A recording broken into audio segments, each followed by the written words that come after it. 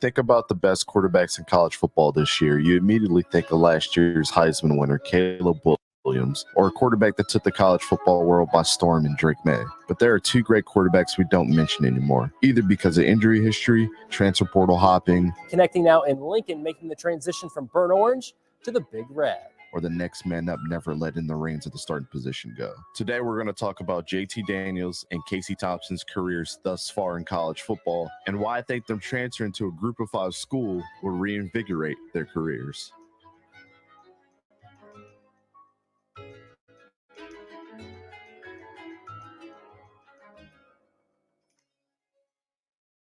JT Daniels played his high school ball for the legendary Mater Dei High School in California, where names like Matt Leinart, Matt Barkley, and Bryce Young made their first marks on the football world. JT also had the pleasure of playing with now NFL up-and-coming superstar wide receiver Amon-Ra St. Brown, not only in high school at Modern Day, but in college at the University of Southern California. Yeah, I remember that. Okay. I remember when JT was in high school, right? Like I felt like that kid could have been like far and beyond what he is right now, and the fact that he really just couldn't get his feet down anywhere, because he kept going into situations where I feel like it just wasn't working out in certain situations. But you never know what could happen now. I feel like it could be crazy. He was insane. And I don't even follow quarterbacks from like California. I'm a Texas guy. As you know, I'm a Texas guy. The kid could have been super good, but you just fall in the wrong situation. It's never going to work out. Modern Day, JT was named 2017's High School Player of the Year and brought the Monarchs their first state title in nearly 18 years while passing for 4,000 yards and 52 touchdowns. JT would go on to play against another highly rated recruit and former Clemson quarterback DJ Uiagalelei, who is also a recent transfer to the Oregon State Beavers. It's such an interesting transfer. Modern Day would go on to be victorious against DJU's St. John Bosco High School in their matchup 49-24. In the contest, JT would throw for 299 yards and 5 total touchdowns in Modern Day's dominant performance. JT would end his high school career with impressive stats of 12,014 yards passing. Look at those numbers in high school. High school, man. Are you fucking kidding me, dude? Kid was good. I mean, come on, dude. It's ridiculous. He could have been. It blows my mind that he hasn't like turned out to be a better quarterback. But oh, come on. 12,000 passing yards in high school and a 68% completion percentage with 152 touchdowns and 14 interceptions. And he also ran the ball several times with 132 carries, 557 yards, and 13 touchdowns. With the impressive stats and resume that he put in at Modern Day, he ended up being a 5-star recruit, the #1 California recruit, and the #6 recruit in the nation. JT had 17 primetime offers from the likes of UCLA, Alabama, Miami, Stanford, and LSU, just to name a few. What's up, Jeff? JT graduated with a GPA of 4.18 and would also commit and enroll into University of Southern California in 2017. JT Daniels was one of the most promising quarterbacks ever coming out of high school, and in college is really where the roller coaster of his career really began. Exactly. Casey Thompson was actually in a different situation than JT Daniels. He was not able to play for a prominent high school like Modern Day in their elite football program and their legendary football program. He actually played for Southmore High School in Moore, Oklahoma. To give him a better opportunity to play for a better football program, he actually transferred out his senior year to a school in Newcastle, Oklahoma called Newcastle High School. I know Unlike about Newcastle. JT Daniels, Casey Thompson was known to be a dynamic dual-threat quarterback, which was well sought after in today's college football landscape. Casey put up really impressive stats in high school and would be well sought after throughout the country. Casey's impressive pass totals would include 9,829 yards. Look at that. Look at that. That's just passing. Casey Thompson, man. And this is coming out of Oklahoma, too. Oklahoma. A 58% completion percentage, 107 passing touchdowns, and 25 interceptions. And because Casey was such a weapon on the ground, he ran for 511 times for 3,011 yards and 47 more touchdowns. Yep. Casey had offers from 16 different Power 5 schools and decided not to stay in his home state like JT Daniels did in California. So Casey traveled across the border into Austin, Texas, and became a Texas Longhorn. I do got to say this, though. That is pretty normal for like Texas and Oklahoma recruits in general. Like anybody from the state of Texas and anybody from Austin, trust me, if you get Power 5 like Texas and OU options, you're going with one or the other. It doesn't matter if you're within state or in Oklahoma. You're going either Texas or Oklahoma. Doesn't matter. Like I got friends who went to like Marcus High School and in Flower Mound, and they went to like Oklahoma or Oklahoma State. But I also have friends from Oklahoma who went down to like Tech, UT Austin, A&M. It's super normal for people to do that. I don't know what it is about it, but it's super normal. Casey graduated with a 4.0 GPA and was a 4-star recruit heading into college. Mm-hmm. He finished his career as the number 4 player in Oklahoma, the number 94th quarterback in the country, and the number 308th player in the country to round out the class of 2018. There was a really important article on I really do appreciate you guys still being in here, about Casey Thompson and how he felt about Tom Herman that I think gave a lot of light on why he committed to Texas in the first place and also kind of the relationship that they had in the future. This is what he said. I just think he's a great head coach. His track record speaks for itself. I still love Tom Coach Herman talk about every other day. We just have a really good relationship. He's a great coach. When we talk about JT Daniels and Casey Thompson, they couldn't be on the more opposite sides of the spectrum. When we talk about a dual threat quarterback, one was a gunslinger, one grew up in California, one grew up in Oklahoma, one was a 5-star recruit, one of the best quarterbacks in high school, and one was a 4-star just trying to make his way. Now, this is where the similarities get a little scary, their college careers. Yeah. JT Daniels was named the starter as a true freshman for USC after the Trojans had lost Sam Darnold in the NFL draft. USC went 5-6 with JT under center, but there was a lot to be excited for. Yeah. JT threw for 2,672 yards, 14 touchdowns, and 10 interceptions, with his best weapon offensively being Michael Pittman Jr., having 41 receptions for 758 yards and 6 touchdowns, but closely second behind him, Amon-Ra St. Brown, his former teammate. He had 2 of the best receivers in the NFL right now. He had Michael Pittman Jr. and Amon-Ra St. Brown. Are you kidding me? Like, I understand he went 5-6 that year, but imagine if he would have had guys like that continuously.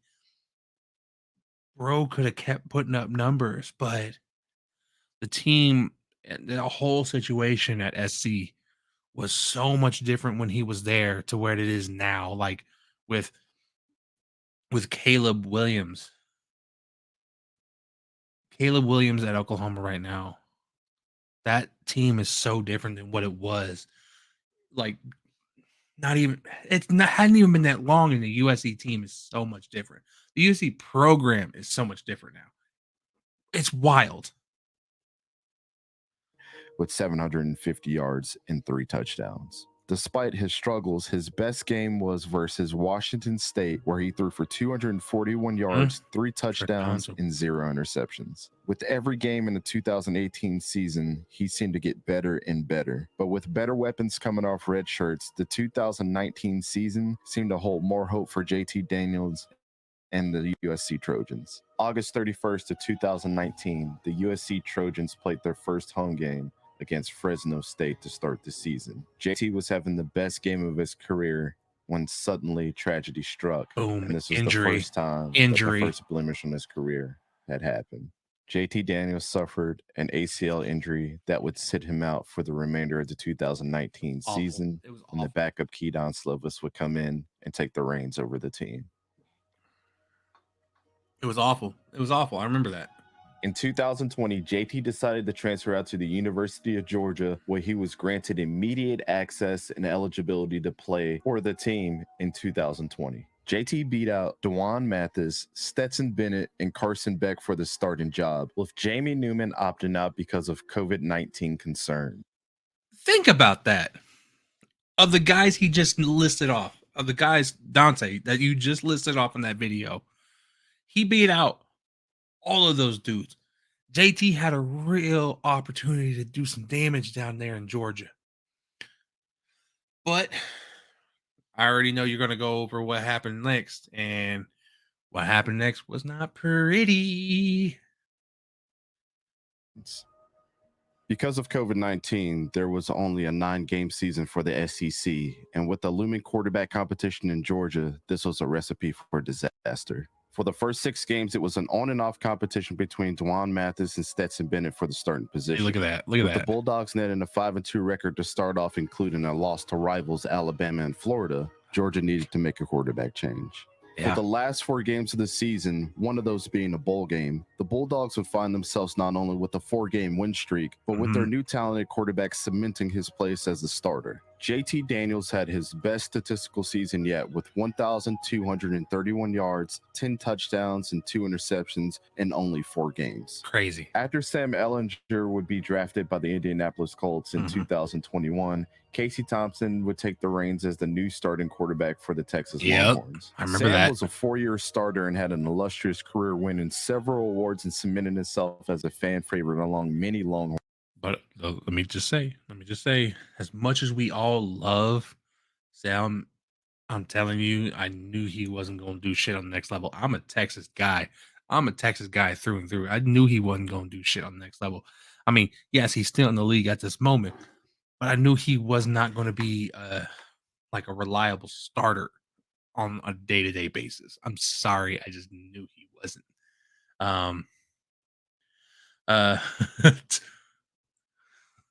On it, no, I was gonna stream at like 8:30. I was gonna do video games, but I just felt like doing just a regular stream. Like a regular stream. LOL, he grinding Jeff. I'm giving him content. He is giving me content right now, though, Jeff. Like for real. Like I've already had like Twitch raids going on and everything like that too. And I'm here. Like, look, I love this. And Dante, thank you, bro. Thank you. But I'm gonna be there on Friday. I'm gonna be there on Friday. All right, let's continue this video. Horns fans.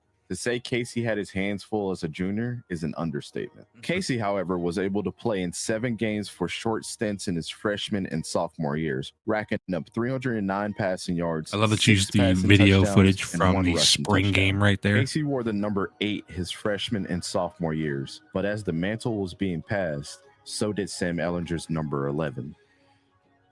That just didn't feel right on Casey. I'm sorry. It just didn't feel right on Casey. The 2021 season was not only a fresh start for both Casey Thompson and JT Daniels, it was also a fresh start for college football after coming off a bubble season due to the COVID-19 pandemic. It was such a weird year. Heisman odds and favorites were starting to roll in, with JT Daniels being talked about amongst the best quarterbacks in the country, Yeah, he was. alongside former Modern Day alum Bryce Young and Ohio State's CJ Stroud. JT Daniels would start 5 games for the Bulldogs, but unfortunately, the injury bug reared its ugly head once again.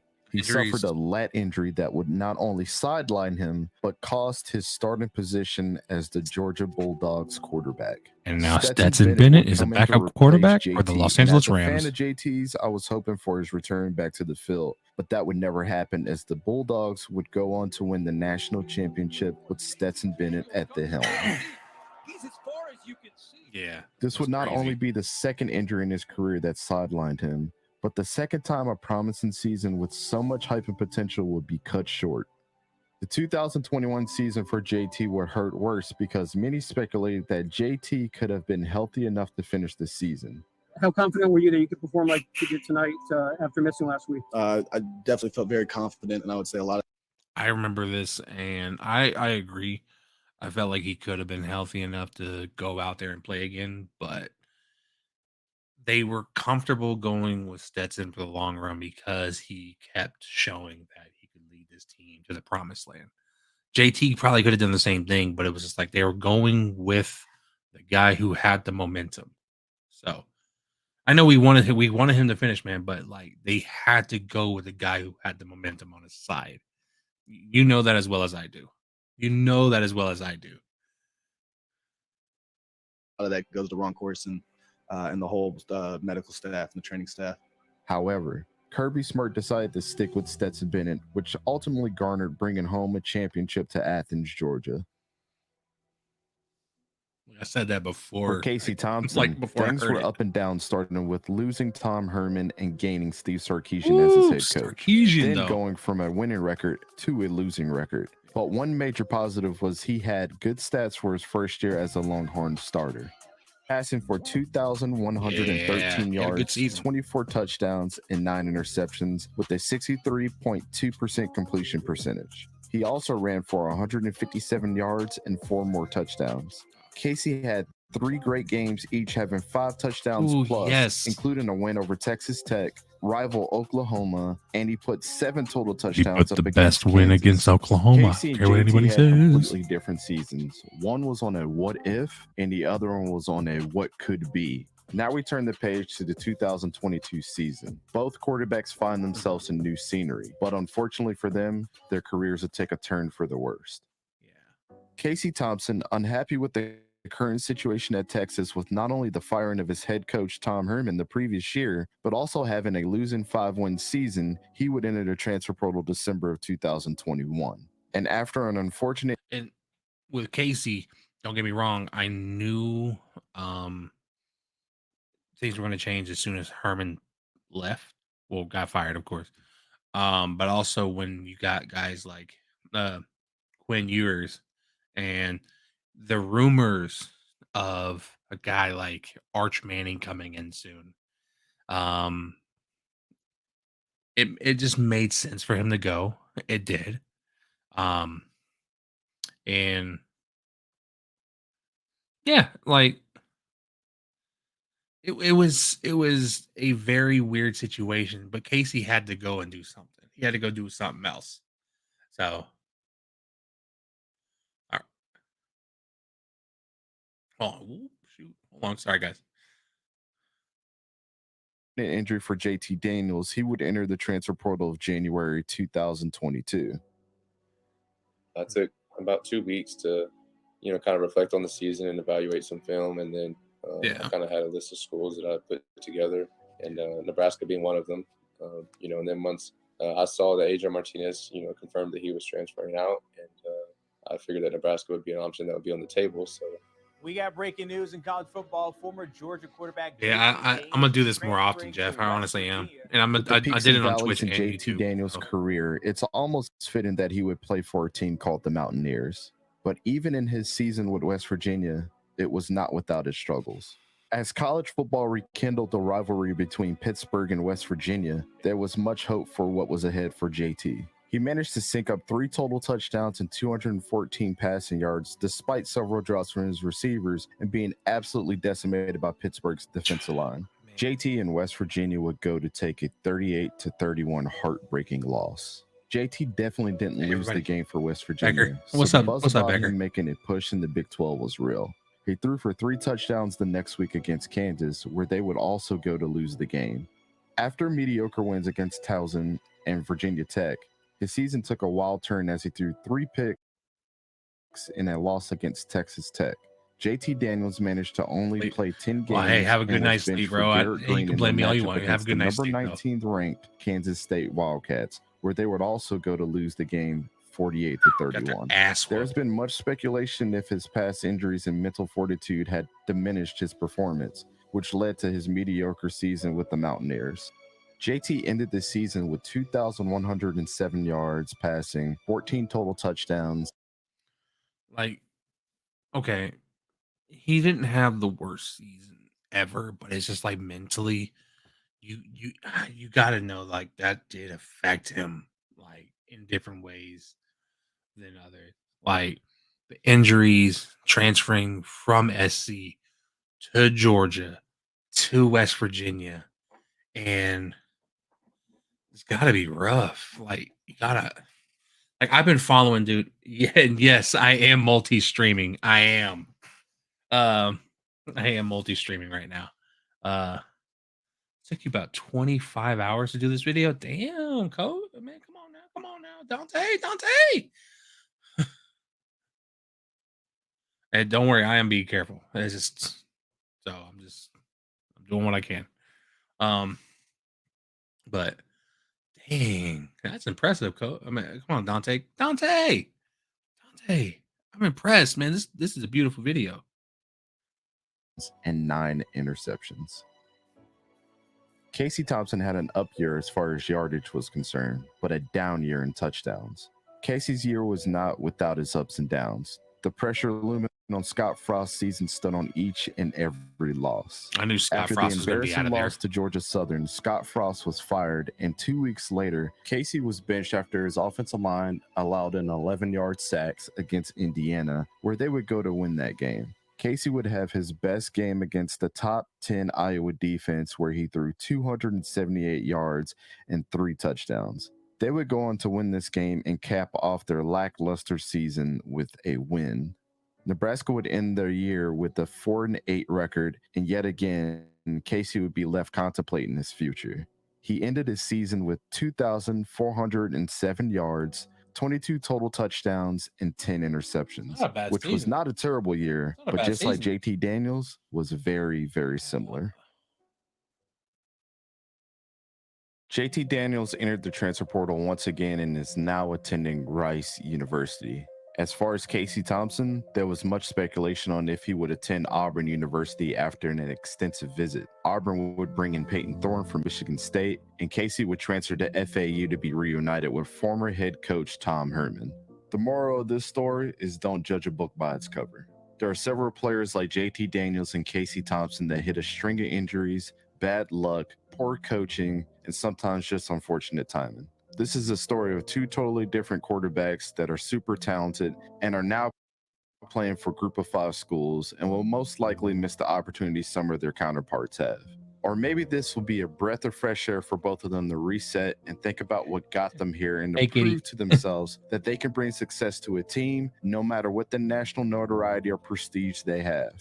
I wish nothing but success for JT and Casey because I still believe they are talented and could be some of the best quarterbacks in the country. If you watch them play and watch the film, there's still much to like. But sometimes battling through adversity is better than settling for less than what you deserve. Yeah. What if Casey never transferred to Nebraska? Would Quinn Ewers still be the starter? What if JT would have just stuck it out at Georgia? Would they have still won a national championship last year? I appreciate everybody watching. This has been Dante from East Coast Gridiron. Everybody take it easy. And most importantly, thanks for watching. Oh no, Dante, I appreciate you, bro. This is a phenomenal video. Look, I'm gonna show you this real quick, just so you know.